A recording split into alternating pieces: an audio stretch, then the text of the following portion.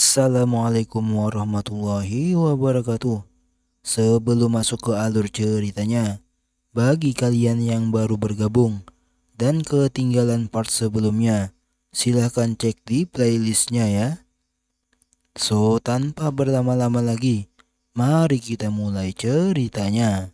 Terlihat waktu yang tersisa tinggal setengah jam, yang dimana Hanso sudah memasuki altar. Yumihe hanya berdiam memandangi altar tersebut. Sang Jin pun menghampiri Yumihe dengan berkata jika Yumihe akan berperilaku seperti ini, sebaiknya Yumihe pergi bersama Hanso. Hanso mungkin membiarkan Yumihe ikut. Sang Jin, kau masih tidak tahu orang seperti apa Hanso itu ya? Perkataan Yumihe itu membuat Sang Jin terkejut. Yumihe melanjutkan jika dirinya ingin pergi dengan Hanso juga, tapi Yumihe tidak bisa terus mengikuti Hanso kemana-mana kan. Sang Jin pun bergumam, apa dirinya selalu tertinggal, lalu berkata jadi apa yang akan Yumihe lakukan sekarang? Apa terus menunggunya? Tidak, jawab Yumihe, dan jika seperti itu, Yumihe akan diomeli oleh Hanso, dan kemudian Yumihe tidak akan ada bedanya dari orang-orang itu. Shin memperlihatkan saat sebelumnya, Hanso berkata apa yang kalian lakukan, sementara yang lain berlarian.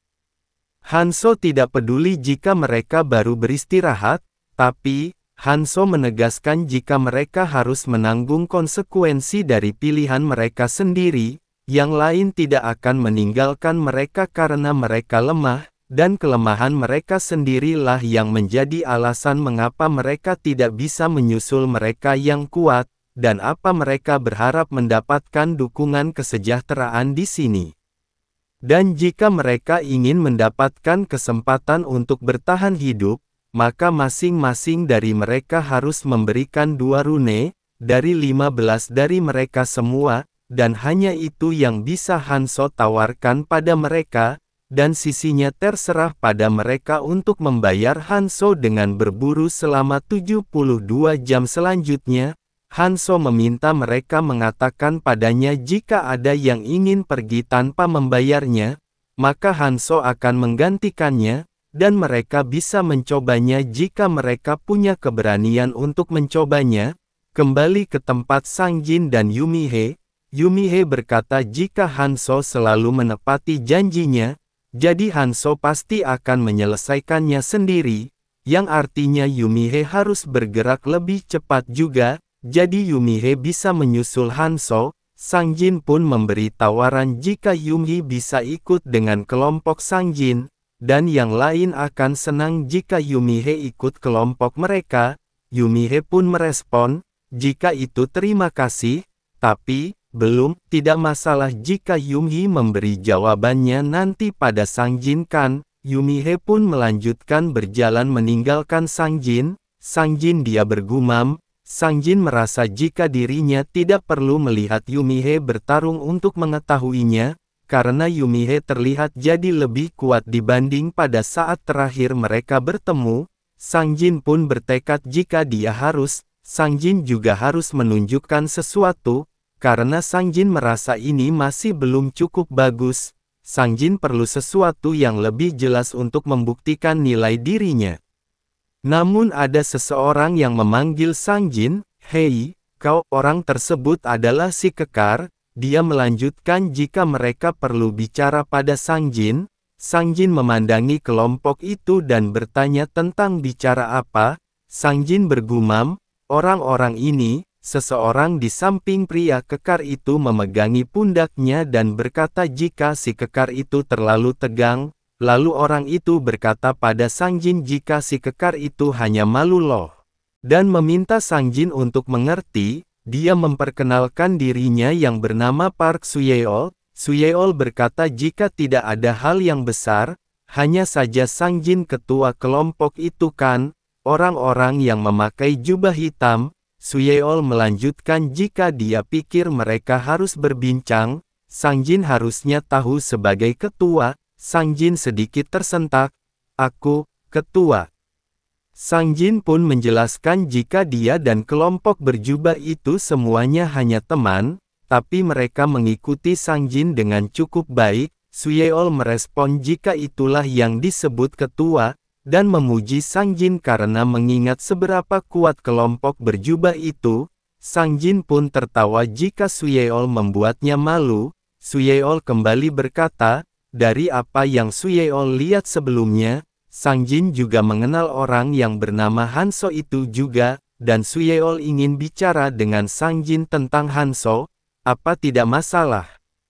Tentu saja, jawab Sang Jin. Scene berpindah di dalam altar, terlihat Hanso yang berada di dekat pintu masuk altar. Hanso sedang menyusun rencana untuk menghadapi monster tersebut. Racun goblin tidak akan bekerja pada monster itu, jadi Hanso akan menggunakan racun pelumpuh sebagai gantinya. Menurut Hanso ini harusnya cukup. Setelah itu, item Flying Chat Bats ini bisa memulihkan sejumlah kecil stamina selama boost. Hanso merasa jika ini cukup berguna untuk sesuatu yang didapatkan saat berburu, Hanso akan menggunakan ini terlebih dahulu. Keseimbangan keseluruhan tidak aktif, tetapi Hanso tidak punya pilihan, karena untuk melawan monster tersebut, ini tidak akan cukup. Hanso merasa jika dia akan menggunakan banyak Cloud Snake, Hanso pun mulai ngerokok. Hanso merasa jika dia tidak memiliki perasaan ini dalam waktu yang lama, Hanso pikir Eres akan memahami hal ini juga, dan akhirnya, Hanso mulai serius. Hembusan angin di sekitar Hanso terus menerjang. Sebuah rune yang cocok untuk dunia ini telah dibuat, gumam Hanso. Saat stat rune mencapai 100, maka warnanya akan tumpang tindih, membuatnya jadi rune yang berbeda dari sebelumnya, mulai dari tanpa warna jadi merah, merah ke orange, dan orange ke kuning, memperlihatkan panel stat Hanso yang dimana di setiap stat bertambah 20% dari pemakaian Cloud Snake. Angkanya mulai berubah, mulai dari rune tak berwarna, dan meskipun perbedaan stat pada rune normal dan rune tidak berwarna sangat kecil, semakin tinggi levelnya, jarak antara keduanya menjadi cukup signifikan. Sedangkan untuk monster ini, dia bahkan bukan monster yang keluar di putaran tutorial pertama, jadi rune yang tidak berwarna bisa digunakan. Hanso merasa itu sudah cukup untuk memasak esensi troll hingga halus. Berserk Monarch itu benar-benar gila, gumam Hanso. Tapi, satu hal yang pasti, hanya satu orang yang berhasil dengan potongan tersembunyi ini sampai sekarang. Setelah datang ke dunia menyebalkan ini, inilah yang pertama Hanso sadari, bahwa semakin sulit dan mustahil kelihatannya, maka semakin luar biasa hadiahnya. Jadi, mari lakukan. Lihat di pintu masuk altar, ada beberapa orang yang masuk.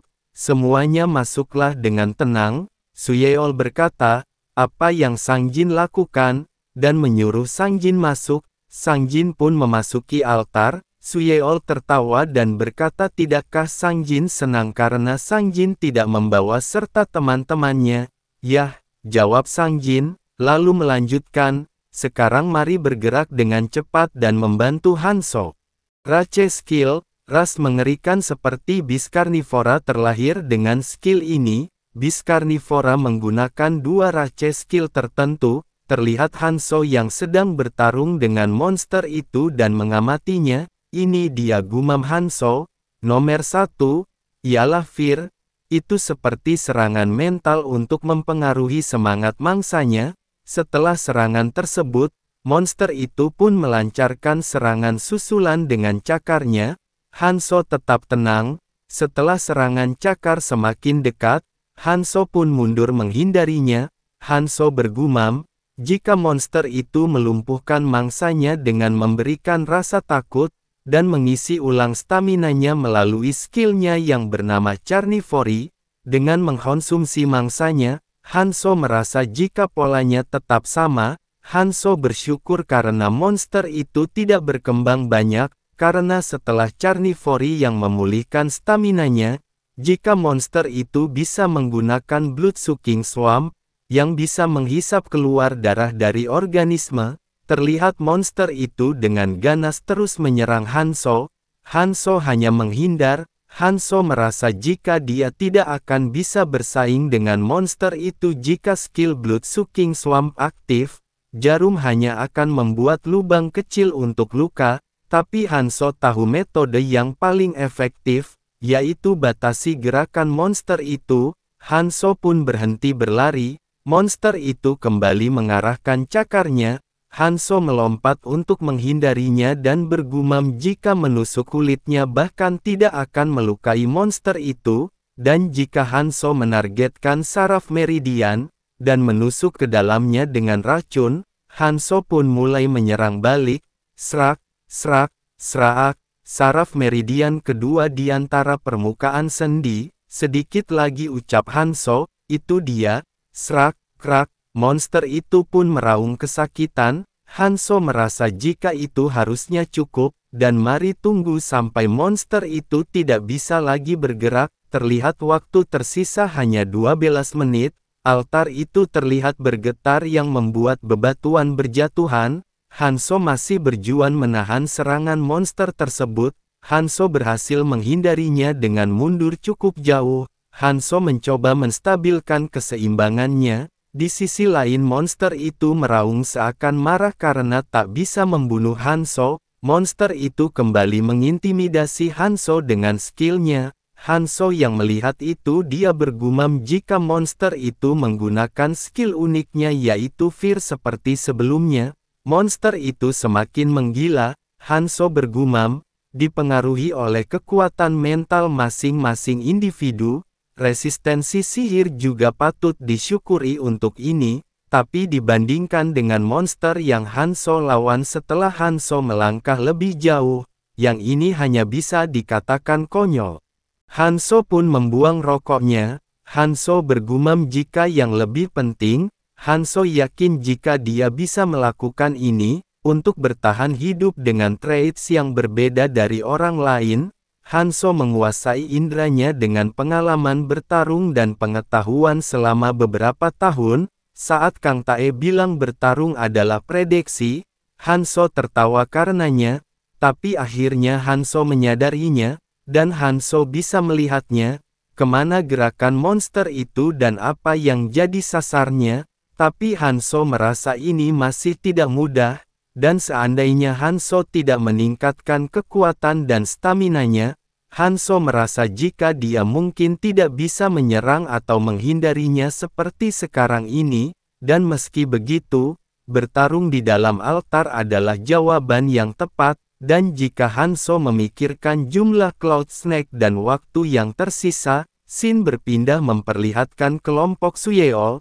Si kekar berkata jika melihatnya dari dekat, Hanzo benar-benar luar biasa, dan dia tidak percaya Hanzo melawan monster itu sendirian. Dia menganggap Hanzo benar-benar gila. Dia juga tak menyangka Hanzo masih punya waktu untuk merokok. Suyeol tertawa dan merespon, jika Hanzo pasti datang karena Hanzo yakin dirinya bisa menanganinya. Karena Hanzo masih terlihat cukup santai, yang lain berdiskusi, jika sejujurnya Hanzo tidak perlu mengambil rune dari mereka kan. Salah satunya merespon, dia merasa Hanzo sengaja memerasnya dari mereka. Suyeol mengatakan jika mereka hanya harus melakukan apa yang harusnya mereka lakukan, dia pun mengajak mereka untuk diam-diam turun ke bawah sana. Namun tiba-tiba Sang Jin berteriak, "Hanzo, kami kemari untuk membantumu." Hanzo yang mendengar itu dia menoleh. Sang Jin melanjutkan dan meminta Hanzo menunggu sebentar, karena mereka akan datang. Itu membuat Suyeol terkejut, wajahnya berubah ungu. Dia bertanya pada Sang Jin, apa yang Sang Jin lakukan? Bukankah Suyeol sudah bilang pada Sang Jin untuk turun diam-diam? Bagaimana jika mereka ketahuan? Sang Jin pun merespon, "Hah, tentu saja, Hanzo harus tahu jika mereka ada di sini."